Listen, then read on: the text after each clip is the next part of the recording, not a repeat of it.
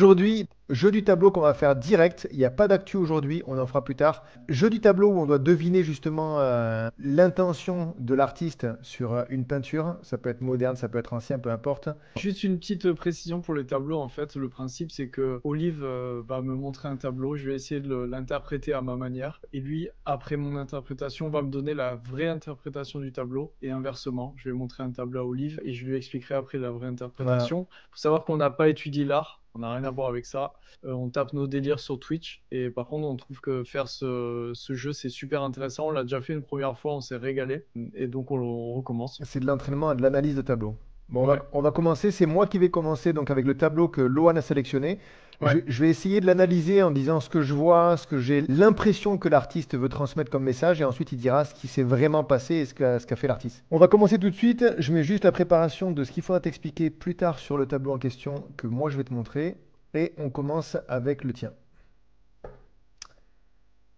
Ok, Il est c'est riche. busy, c'est Il busy. est ouais, très busy, ouais. Je vais juste te dire ce que je vois comme ça. Ouais. Euh, alors déjà, il y a énormément de monde. Énormément de monde. Je comprends pas, j'ai l'impression qu'il y a un mec qui est en bûche avec de l'herbe dans l'anus. Mais je dois me tromper parce que je le vois en petit le tableau. J'espère que je me trompe. C'est très possible. C'est Arrête! très possible. On Je te dirait, dis rien. on dirait que le gars est penché. Je sais pas si vous voyez, tout en bas, il y a une sorte d'arche marron avec un vase dessus. Et ben, en dessous de ça, t'as un gars qui est à quatre pattes avec les fesses en l'air. On dirait qu'il a des feuilles tassées dans le fion. Et t'as une gonzesse qui a un bouquet de roses à côté. Tu la vois ou Ah pas? oui, oui, oui, oui, je vois, je vois, je vois. Donc ça, je sais pas vraiment ce qui se passe. On dirait que tout le monde est à poil également. Alors, Ouais, il y a d'un côté, donc dans la partie du bas, les humains. Ensuite, il y a, on dirait, le monde des animaux un peu plus haut, où on dirait que les animaux ont ouais. pris le dessus sur l'homme. Peut-être qu'ils ont pris le contrôle en fait sur l'humanité. Je vois un gars qui fait également le poirier dans l'eau avec une fraise pareille dans le cul. Attends, faut que je le vois celui-là parce que. Tu vois, en bas, il y a une sphère en fait avec des gens à l'intérieur. Il y a une sorte, Ouais. il y a deux personnes à l'intérieur. Et juste à côté, il y a un gars, les jambes écartées à l'envers dans l'eau. Ah Il est ouais! comme ça. Ça, c'est quoi ça? Et le gars, il a une fraise dans le Il a cul. une fraise géante dans les fesses, voilà. Donc on dirait que la nature a un petit peu pris le dessus parce qu'il y a énormément d'oiseaux en fait, de grosse taille en plus Mhm. sur le côté du tableau. À l'arrière, donc en arrière-plan, voire en fond dans le tableau, on voit des bâtiments qui me paraissent un peu féeriques, un peu imaginaires, avec des formes assez étranges. On voit également une sphère bleue qui est au centre avec une tour.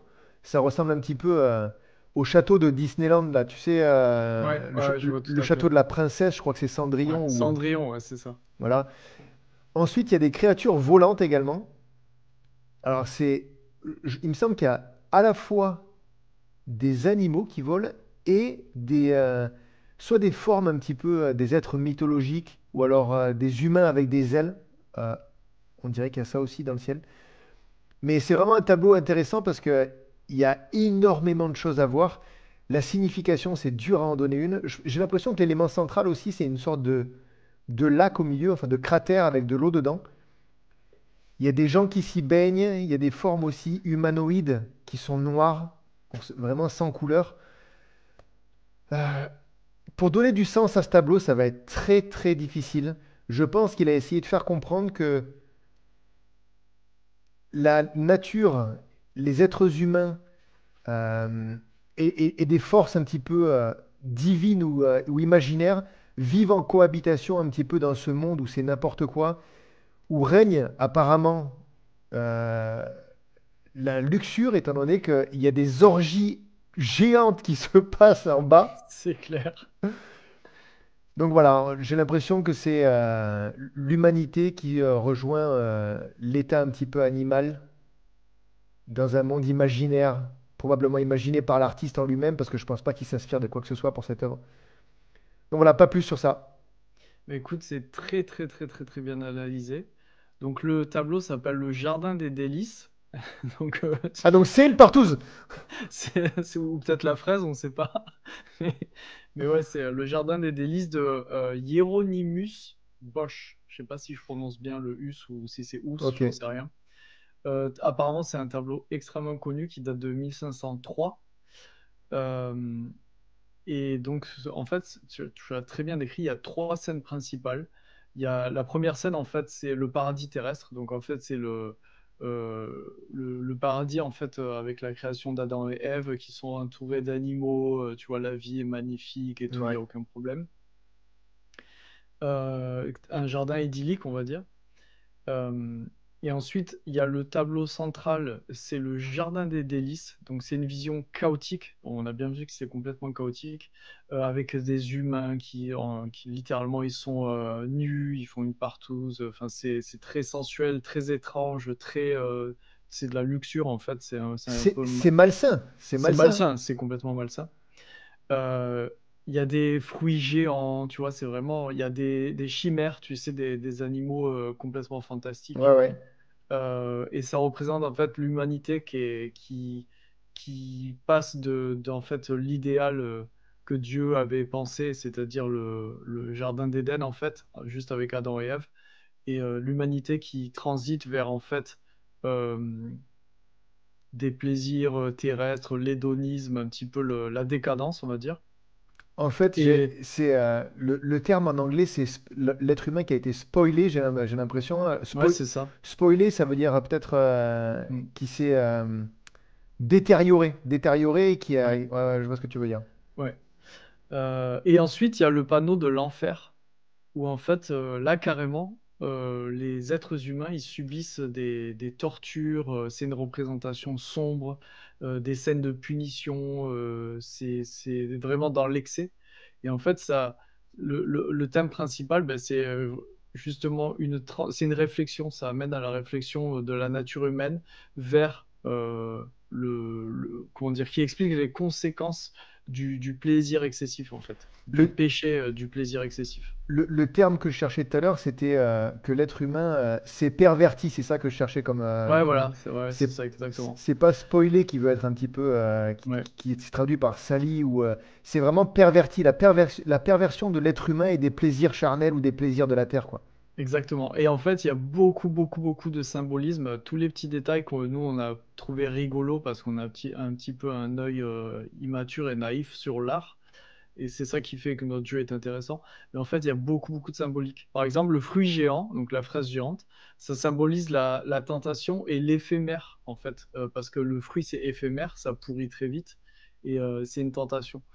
Les créatures hybrides, tu sais, les genres d'animaux bizarres, ça évoque la confusion entre le bien et le mal, entre l'homme et la nature. Ah ouais, Tu d'accord. Ouais. sais, c'est un mélange des deux, en fait.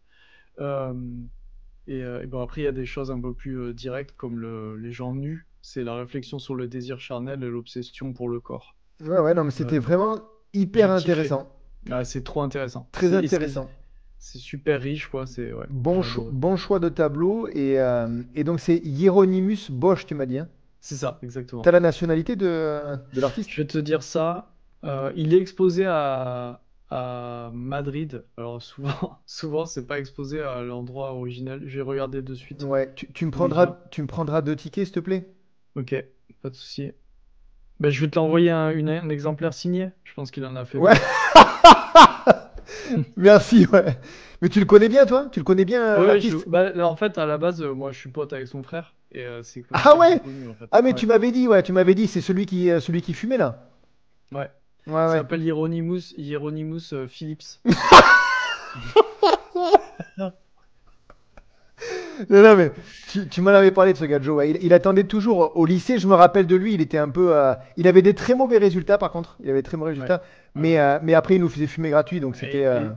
Bah, heureusement qu'on fumait pas, donc c'est Non, parfait. non, non. Mais ceux qui fumaient, il leur donnait gratuit. C'est ça que je voulais Ouais. dire. Et donc, ensuite, ben voilà, c'est tout. Il est de Pays-Bas, des Pays-Bas. Ok, d'accord. Bah écoute, maintenant on a l'info. Très bon choix. Très bonne analyse du tableau. Tu as bien fait tes recherches.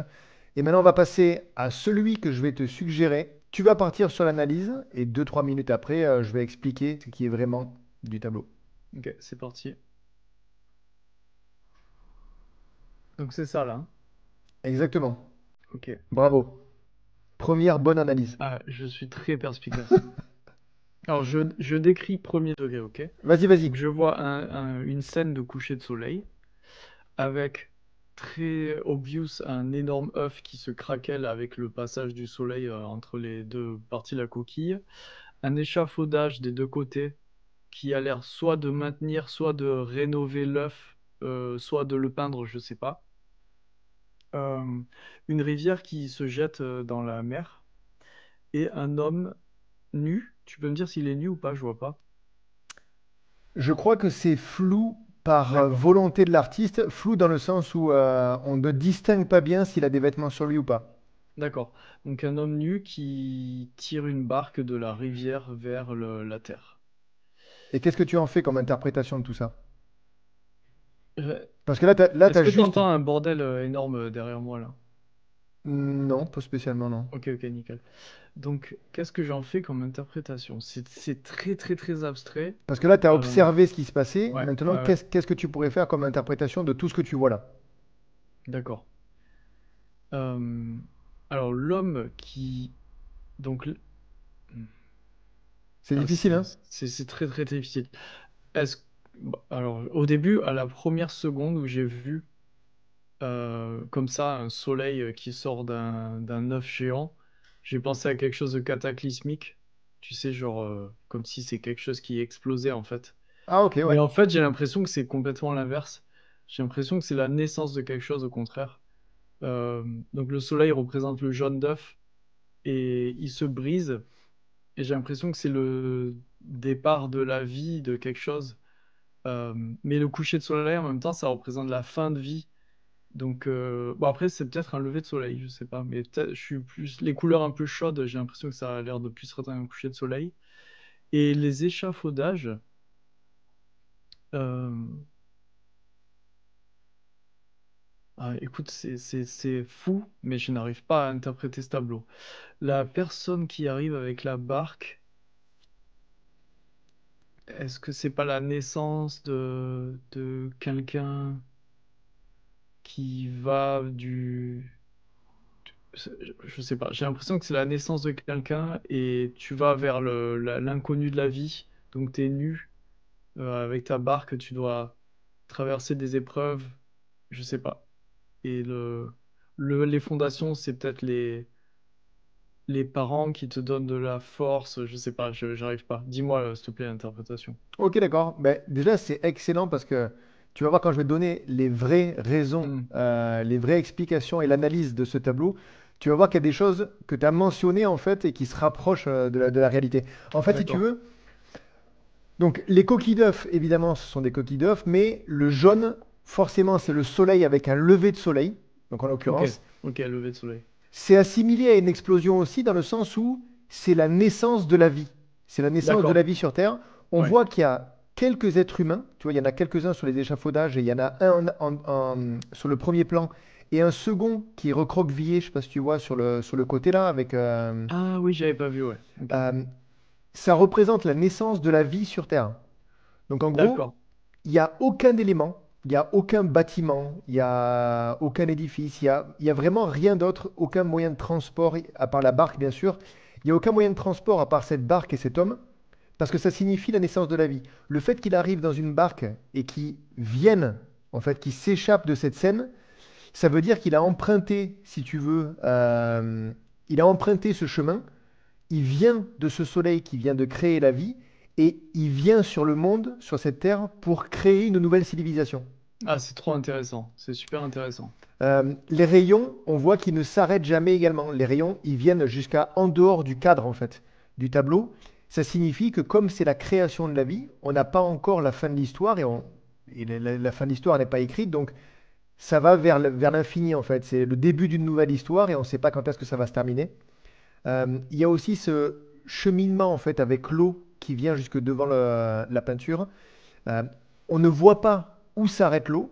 Ça veut dire également qu'il n'y a pas de limite, que c'est la naissance d'une vie où il n'y aura pas de limite. Et ensuite, il n'y a pas de signification particulière pour les personnes sur le tableau, mis à part celui qui est en premier plan. Euh, Généralement, on apparente toute cette vie aussi aux éléments qu'on voit sur le tableau, c'est-à-dire la terre, l'eau, euh, donc L'air exactement. Donc et le feu. toute cette vie en fait, avec le feu incandescent et le soleil qui apparaît, c'est la création de la vie, non seulement la vie sur Terre, mais aussi la vie spirituelle, la vie solaire. Donc le soleil, il est représenté comme un élément indispensable, évidemment. Le dernier élément à apparaître, celui qui clôt la création du monde en lui-même tel qu'on le connaît. L'œuf, il symbolise le soleil levant et le début de la vie. Et dans de nombreux mythes, en fait, au sujet de la création du monde, on peut retrouver cette idée-là toujours. Que le soleil, il est vraiment à la base de la création de la vie. Donc voilà pour l'explication, en fait, l'analyse que tu avais très bien mentionnée, tu vois, on aurait pu aller dans quelque chose d'un peu plus précis, tu vois, un peu plus profond dans l'analyse du tableau, mais c'est vraiment ce qu'il faut retenir, c'est le fait que le... Ce ce qui m'a confus en fait, parce que je pense que j'étais bien parti, mais ce qui m'a confus, c'est que j'ai fait le choix de partir sur un coucher de soleil plutôt qu'un lever. Et Ouais, en fait, ouais, ouais. si j'étais parti sur le lever, je pense que j'aurais enchaîné beaucoup mieux. Mais ouais, clairement, mais c'est super intéressant. J'ai adoré cette peinture. On fera régulièrement, pour ceux qui n'étaient pas là pour la première présentation, enfin le premier jeu du tableau qu'on a fait la semaine dernière, on essaie d'en faire un par semaine. C'est intéressant, ça donne des explications et des analyses un petit peu sur les tableaux, soit qu'on connaît, mais dont on ne se rappelle plus la signification qu'on a vu à l'école, soit des tableaux complètement inconnus, qui peuvent être aussi du modern art, hein. Ça peut être des graphes, ça peut être n'importe quoi, hein. Donc on verra ça une fois par semaine.